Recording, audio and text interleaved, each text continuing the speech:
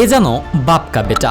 মোহাম্মদ নবী যখন আফগানিস্তানের হয়ে 2024 টি-20 বিশ্বকাপ মাতাচ্ছেন, সেখানে তার ছেলে হাসান এশাকিল তখন দেশের মাটিতে জন্ম দিলেন অবিশ্বাস্য ঘটনার।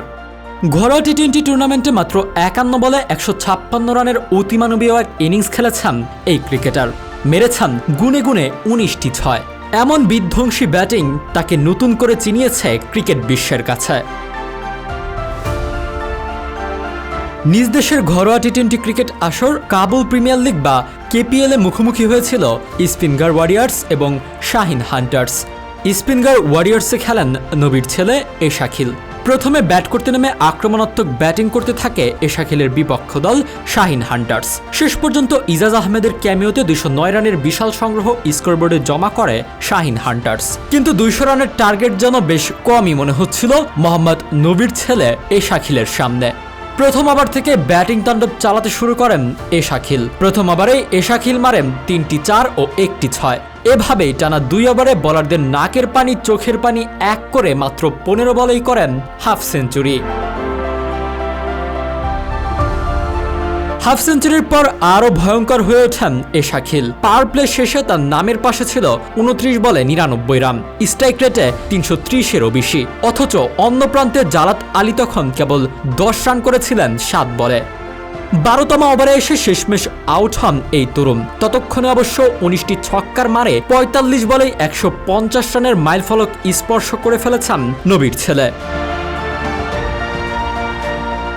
স্বীকৃত টি-20তে এক ইনিংসে সর্বোচ্চ ছক্কার রেকর্ড আছে ক্রিস গেইলের ঝুলিতে।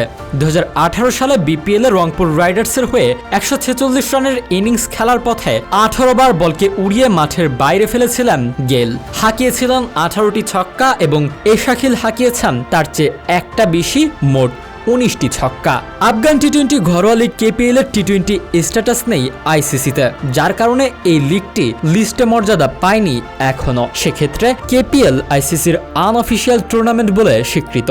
না হলে গেইলকে পিছনে ফেলে যে কোনো টি-20 ম্যাচের সর্বোচ্চ ছক্কা মারা ক্রিকেটার হতেন আফগানিস্তান ক্রিকেট অলরাউন্ডার মোহাম্মদ নবীর ছেলে হাসান এশাকিল। অবশ্য এই ডানহাতি এভাবে খেলতে থাকলে হয়তো টি-20তে রেকর্ড গড়ার সুযোগ পেয়ে যাবেন শীঘ্রই। কেননা ফ্রাঞ্চাইজি ক্রিকেটে আফগানিস্তানের ক্রিকেটারদের বাড়তি কদর সব সময় রয়েছে। তাছাড়া ধারাবাহিকতা ধরে রাখলে জাতীয় দলে বাবার সাথে খেলার স্বপ্নও বোধহয় পূরণ হতে পারে তার।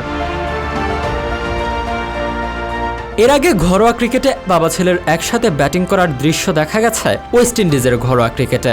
ঘরোয়া ক্রিকেটে শিবনারায়ণ চন্দ্রপল ও তার ছেলে ত্যাগনারায়ণ চন্দ্রপল একসাথে করেছিলেন ব্যাটিং।